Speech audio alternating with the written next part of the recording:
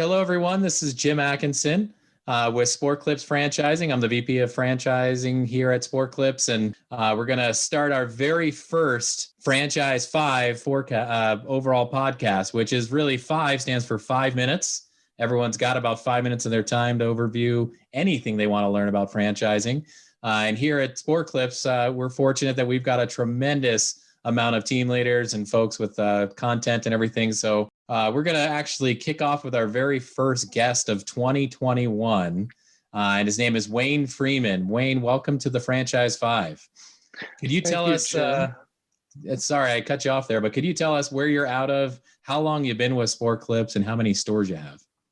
Of course. So I sit in the Kansas City Metro. I've been a franchisee for since 2003, and I currently operate 18 Sport Clips stores in Kansas and Iowa. What I pulled you in here for is because you've got a unique title here at Sport Clips and in the Sport Clips system. You're part of our Team Leader Advisory Council as the president. So can you explain what that means? If somebody who doesn't know what an advisory council is, what is the Team Leader Advisory Council president? So team leader in Sport Clips vernacular is the same as a franchisee. And being the president of that just means that I'm the lead role of the advisory council. So I serve as a primary point of contact with the franchisor if needed.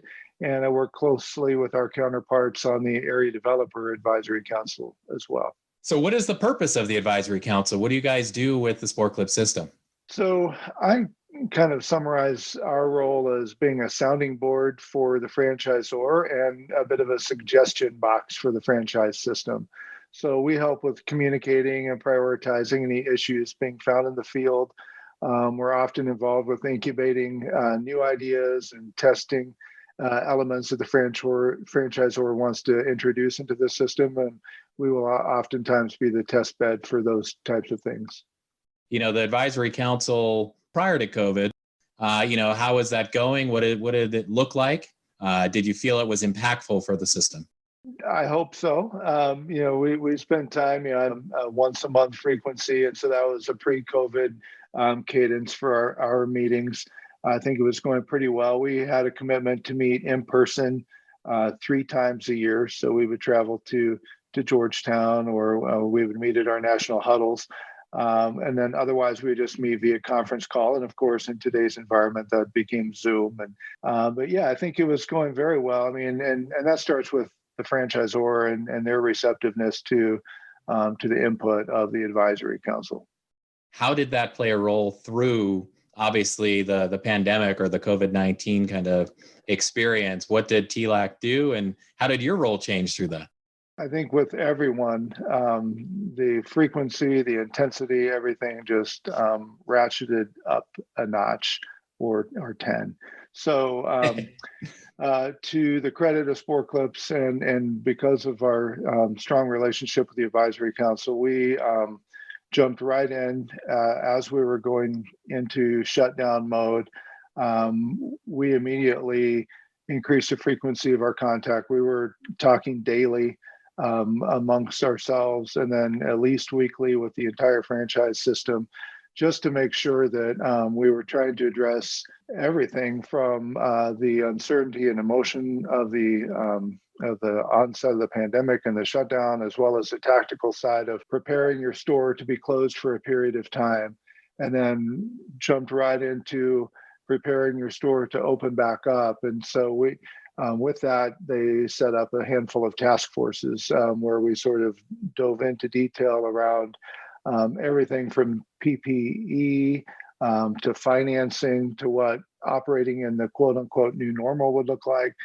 We try to address all those aspects of both having your business shut down and how to maintain the health of your enterprise up to and beyond the point at which you're able to open again.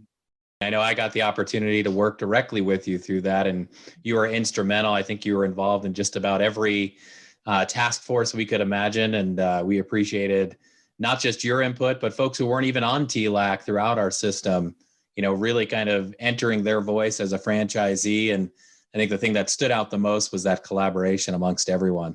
Just overall, anything you'd want to share with someone considering Sport Clips as a business investment, You mentioned the collaboration and the willingness to share of the entire franchise system. And I think being new, you would want to take advantage of that. Reach out to as many team leaders as you can from across the organization. They're very giving of their time, extremely good people.